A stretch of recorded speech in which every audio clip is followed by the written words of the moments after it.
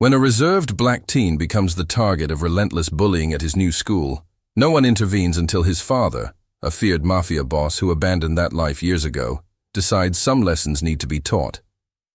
Jamal Washington stood at the entrance of Oak Ridge High, clutching his textbooks against his chest.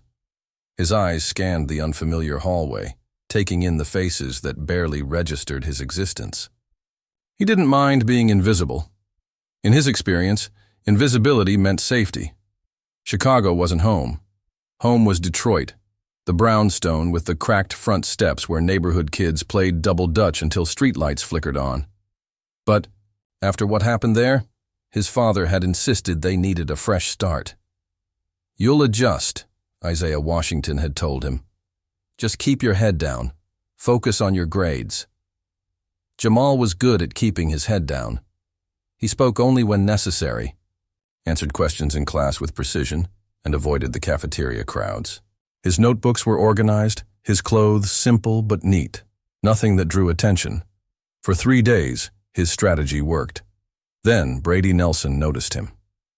Jamal was retrieving books from his locker when someone slammed it shut, barely missing. His fingers. "You're the new kid, right?" Brady leaned against the lockers, his football jacket stretching across broad shoulders. His face held a smile that didn't reach his eyes. Jamal nodded once. "Excuse me," he said quietly, trying to step around. Brady shifted, blocking his path. "What's wrong? Too good to talk?" "I need to get to class," Jamal replied, voice steady despite the familiar tension building in his chest. Brady's smile widened. "We're just getting acquainted. I'm being friendly." He looked Jamal up and down. "You don't look like you play sports." "I don't." "What do you do then? Study all day?" Jamal didn't respond, which seemed to annoy Brady more than any answer could have. "When someone asks you a question, you answer," Brady said, voice hardening. He knocked Jamal's textbooks to the floor. Papers scattered across the hallway. Several. Students stepped on them as they passed, either not noticing or not caring. Jamal knelt to gather them, face betraying nothing. The hallway had grown quiet. Students watched, but no one moved to help. Brady laughed. "See you around, new kid." That afternoon, Jamal learned Brady Nelson was Oak Ridge's golden boy, quarterback with college scouts already circling, student body president, son of the school district superintendent. The kind of bully who operated in plain sight because no one wanted to acknowledge what he was. A petite girl with glasses helped Jamal pick up the last of his papers. "I'm Mia," she said quietly. "Don't take it personally. Brady treats everyone like that who isn't in his circle." "Thanks," Jamal replied, accepting the papers. Mia shrugged. "Just saying, you're not alone." She walked away before he could respond. At home, Isaiah asked the same question he'd asked every day since they arrived in Chicago. "How's school going?" Jamal shrugged. "Fine." Isaiah studied his son from across their small dining table. At 45, Isaiah Washington still carried himself with the quiet authority that had made him feared in Detroit. His hands, now dedicated to carpentry work instead of enforcement, remained steady as he served the pasta he'd made. Only the silver threading his temples hinted at the weight he carried. "Anyone giving you trouble?" Isaiah asked casually. "No." "You'd tell me if they were?" Jamal met his father's eyes. "Yeah." Isaiah nodded, but something in his expression suggested he didn't quite believe it. Still, he didn't push. That was their unspoken agreement. Jamal wouldn't ask about the past, and Isaiah wouldn't press too hard about the present. On Thursday, Brady escalated. As Jamal walked to chemistry class, a foot appeared in his path. He stumbled, catching himself against the wall, while laughter erupted behind him. "Oops," Brady said. "Didn't see you there." Jamal straightened, adjusted his backpack, and kept walking. "What's wrong? Nothing to say?" Brady called after him. Jamal didn't turn around. That night, he noticed a small tear in his backpack where it had scraped the wall. He tried to repair it with some tape, not wanting to ask his father for a new one. Money had been tight since they moved. Friday brought a temporary reprieve. Brady was absent, and Jamal navigated the hallways with slightly less tension in his shoulders. Mia nodded to him in English class. A boy named Dion offered him a seat at lunch, small mercies. But by Monday, Brady had recruited others. When Jamal answered a question correctly in world history, someone behind him whispered, "Teacher's pet." When he sat with Dion at lunch, a group at the next table made exaggerated movements, mocking his careful, controlled way of eating. "Just ignore them," Dion advised. "They get bored eventually." Jamal wasn't so sure. He'd seen boys like Brady before in Detroit. They didn't get bored. They escalated until they got the reaction they wanted. That evening, Jamal's phone buzzed with a text from an unknown number. "Watch your step tomorrow." He deleted it without telling his father. Isaiah was in the garage, working on a custom table for a client. His carpentry business was small but growing. Clients appreciated his precision, his attention to detail. They didn't know those same qualities had once made him exceptional at less legal endeavors. "Need any help?" Jamal asked, watching his father sand down rough edges. Isaiah glanced up. "Hand me that finer grain, would you?" They worked in comfortable silence for a while. Jamal admired how his father's large hands could create such delicate, beautiful things now. How different they were from the hands in his earliest memories, hands that sometimes came home bruised or splattered with substances Jamal hadn't understood then. "Dad," Jamal said finally, "how did you decide to leave Detroit?" Isaiah's movements paused briefly before continuing. "I decided your future was worth more than my past." "Do you miss it? The power?" A sad smile crossed Isaiah's face. "Power is complicated, son. What I had wasn't real power. It was fear. There's a difference." Tuesday started badly. Jamal found his locker vandalized with a crude racial slur scrawled in marker. He cleaned it off before anyone noticed, his movements methodical, his face impassive. But inside something was shifting, from resignation toward anger. In chemistry, Brady knocked over Jamal's experiment accidentally, causing glass to shatter and chemicals to spill. The teacher sighed but didn't challenge Brady's apology, just told Jamal to clean up and redo the work. As Jamal mopped up the mess, Brady leaned over. "My father says people like you get special treatment. Scholarships, college spots, all because of your skin. That seems fair to you?" Jamal continued cleaning. Without looking up, "Your father's wrong." Brady's smile faltered. "What did you say?" "I said your father's wrong, and so are you." The classroom had gone quiet. Brady's face darkened. "You think you're smart? Meet me after school. We'll see how smart your mouth is then." The threat hung in the air for the rest of the day. Mia found Jamal at lunch. "You can't meet Brady after school," she said urgently. "He's got his whole team backing him up." "I'm not planning to," Jamal replied. But as the final bell rang, Jamal found his exit blocked by 2 football players who steered him toward the back of the school. Brady was waiting near the dumpsters with 4 other boys. "Thought you might try to run," Brady said. "Not so brave now, huh?" Jamal's heart raced, but his voice remained steady. "I don't want trouble. Should have thought about that before you disrespected me." Brady stepped closer. "In my school. It's not your school." Brady's first shove was hard enough to make Jamal stumble backward. The second had him up against the wall. The third came with a fist to his stomach that doubled him over. "Nothing to say now?" Brady taunted. Jamal straightened slowly, tasting blood where he'd bitten his lip. Years of his father's warnings echoed in his head. Don't fight back unless you have no choice. Don't draw attention. Don't give them a reason. But as Brady pulled back for another punch, something in Jamal snapped. He ducked, faster than Brady expected, causing the blow to connect with brick instead of flesh. Brady howled in pain. Jamal tried to slip away, but the other boys grabbed him, pinning his arms. "Hold him," Brady snarled, nursing his bloodied knuckles. What happened next was brutal and efficient. 3 punches to Jamal's ribs, a knee to his thigh, a final blow that connected with his temple, sending him crashing to the ground as his vision exploded with stars. Through the ringing in his ears, he heard a teacher's voice shouting from across the parking lot. The boys scattered, leaving Jamal curled on his side, blood trickling from his split eyebrow.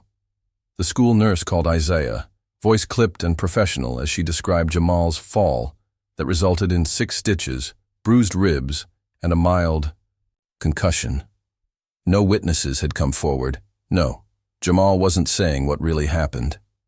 Isaiah arrived 20 minutes later.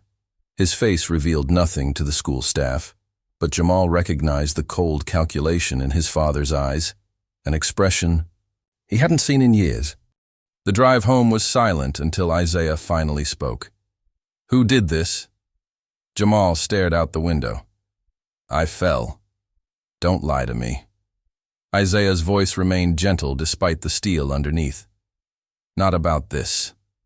Jamal closed his eyes. "If I tell you, what will you do?" "What I need to do." "That's what I'm afraid of." Isaiah's hands tightened on the steering wheel.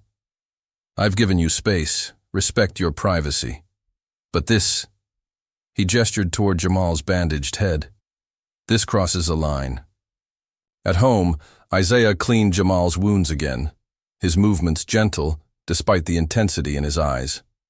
Jamal watched his father's reflection in the bathroom mirror, remembering fragments from years ago, whispered conversations behind closed doors, men coming to their house with nervous deference, the hushed respect in Detroit neighborhoods when Isaiah walked by. "His name is Brady Nelson," Jamal finally said. "His father is the superintendent." Isaiah nodded once, expression unreadable. "Rest now. Tomorrow will be better." That night, Jamal overheard his father on the phone. "It's been 5 years, Miguel. I know. I wouldn't call if it wasn't important. Just information, nothing more." The following morning, Isaiah drove Jamal to school despite his protests. Before Jamal got out of the car, Isaiah touched his arm. "Trust me," he said simply. By lunchtime, strange things started happening. The superintendent, Brady's father, was called out of a meeting for an urgent phone call. The school secretary appeared at Brady's classroom door, pulling him into the hallway where they spoke in hushed tones. When Brady returned, his face had lost its color. During the last period, Jamal glimpsed a sleek black Escalade idling in the school parking lot. The driver, a broad-shouldered man with a neatly trimmed beard, watched impassively as students passed. He didn't approach anyone, didn't speak. He simply observed, particularly when Brady emerged from practice. When Jamal came home, Isaiah was cooking dinner as if nothing unusual had happened. "Dad," Jamal said carefully. "What did you do?" Isaiah didn't look up from the stove. "Had a conversation with Robert Nelson about his son's behavior and the school's negligence." "Just a conversation?" Isaiah turned, meeting Jamal's eyes. "Some people only understand certain types of conversations." "And the man in the black SUV?" A slight smile crossed Isaiah's face. "An old associate. Very persuasive listener." Jamal set down his backpack. "I didn't want you going back to that." "I haven't." Isaiah checked the chicken in the oven. "There's a difference between using old connections and rejoining old activities. But people are talking. About you, about us. Let them talk." Isaiah closed the oven door. Sometimes reputation alone solves problems. The next morning, Brady Nelson was noticeably absent. Rumors spread quickly. His father had taken sudden leave, family emergency, possible financial scandal. No one knew for certain, but everyone was talking. By Friday, Brady had returned to school, subdued. When he passed Jamal in the hallway, he kept his distance, eyes averted. In the cafeteria, he sat with only 2 friends instead of his usual entourage. After the final bell, Jamal found Brady waiting by his locker. Jamal tensed, but Brady held up his hands. "I'm not here for trouble," he said, voice lacking its usual arrogance. My father suggested I apologize. Suggested? A flicker of something, fear perhaps, crossed Brady's face. Strongly suggested. Jamal watched him carefully. What exactly are you apologizing for? For everything. Brady lowered his voice. Look, whatever your father said to mine, it worked, okay? We got the message. Which was? Brady's eyes darted around the hallway. That there are consequences, that your family has connections. Jamal considered him for a long moment. Then we're good. Just leave me alone. As Brady walked away, Dion appeared beside Jamal, eyes wide. Was that an actual apology from Brady Nelson? Something like that. Man, the rumors must be true about your dad. Jamal tensed. What rumors? Dion shrugged. That he's connected. That he made one phone call and the Nelsons practically left town for 3 days. He looked at Jamal with newfound respect. Is it true? My father's a carpenter, Jamal said simply. That night, Jamal found Isaiah in their small backyard, nursing a glass of whiskey as he watched the sunset paint the Chicago skyline. You didn't have to intervene, Jamal said, sitting beside him. Yes, I did. Isaiah's eyes remained on the horizon. When I left Detroit, I promised myself 2 things. That I would leave that life behind, and that I would never let anyone hurt you the way I used to hurt people. The Nelsons know who you were. They know enough to be cautious, not enough to be dangerous. Jamal was quiet for a moment. Mom would say you're playing with fire. A sad smile crossed Isaiah's face. Your mother always saw through me. But she'd also understand that some fires are worth the risk. They sat in companionable silence as darkness settled over the city. What happens now? Jamal finally asked. Now we live our lives. You go to school without looking over your shoulder. I build furniture. We move forward. And if someone else comes after me? Isaiah looked at his son. You're strong, Jamal. Stronger than you know. You'll handle most problems yourself. His voice softened. But never forget that you're not alone. The following Monday, something had shifted at Oak Ridge. Students who had previously ignored Jamal now nodded in greeting. Teachers who had overlooked Brady's behavior were suddenly attentive to classroom dynamics. During lunch, Mia and Dion invited Jamal to join their table, along with a few others. Is it true your dad made Brady's father resign? A girl named Aisha whispered. No, Jamal replied honestly. My dad's just a carpenter. Dion laughed. Right, a carpenter who makes superintendents sweat. Jamal didn't confirm or deny. Some mysteries were better left unexplored. In the weeks that followed, Jamal found his voice at Oak Ridge. He joined the debate team, where his measured cadence and careful analysis earned respect. More surprising was Brady Nelson's transformation. The arrogance had faded, replaced by a quieter demeanor. He wasn't exactly friendly to Jamal, but the hostility had vanished. One afternoon, Jamal found Brady struggling with calculus homework in the library. After a moment's hesitation, he approached the table. The derivative is wrong, he said quietly, pointing to Brady's paper. Brady looked up, surprised. What? You're using the wrong formula for implicit differentiation. Brady stared at him, suspicion warring with desperation. Why would you help me? Jamal shrugged. Because I can. After a pause, Brady moved his books aside, making room. Show me? As Jamal explained the formula, he realized something his father had known all along. True power wasn't about instilling fear. It was about choosing when to use your strength and when to show mercy. That evening, Isaiah received a call. He took it in the garage, voice low, but Jamal could tell from his posture that something had changed. Everything okay? He asked when his father returned. Isaiah nodded slowly.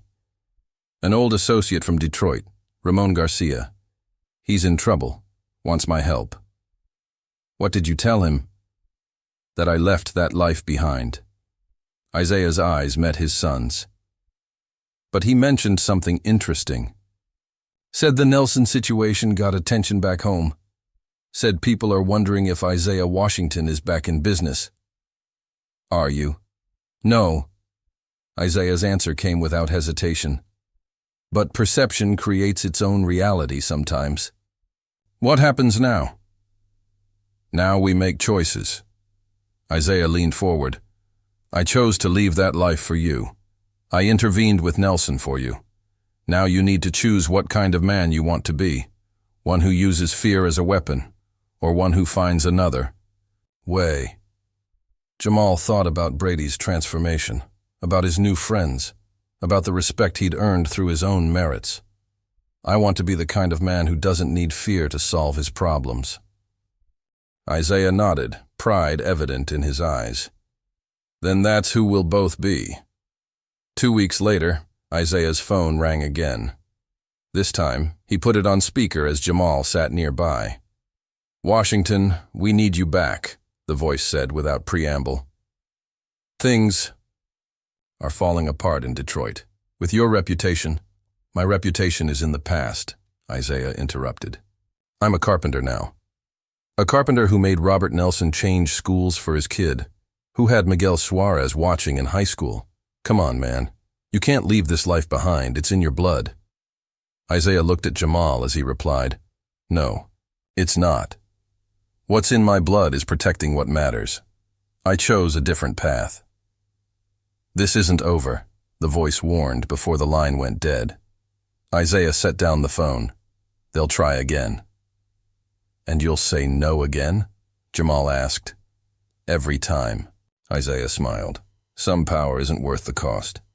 That night at dinner, Isaiah asked his usual question. How was school today? For the first time in months, Jamal smiled genuinely. Good, he said. Really good.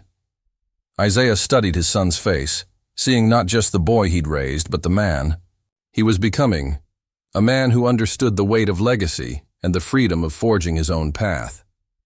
I'm proud of you, Isaiah said simply. Jamal nodded, knowing those words carried the weight of their shared history and the promise of a different future, one where the shadows of the past provided wisdom rather than chains. Outside their window, Chicago's lights glimmered like possibilities waiting to be claimed. Jamal thought about the essay he'd written for his college application that afternoon. He'd titled it, The Power of Choice. It seemed fitting for a boy who'd learned that sometimes the most powerful thing you can do is not what you're capable of, but what you choose to rise above.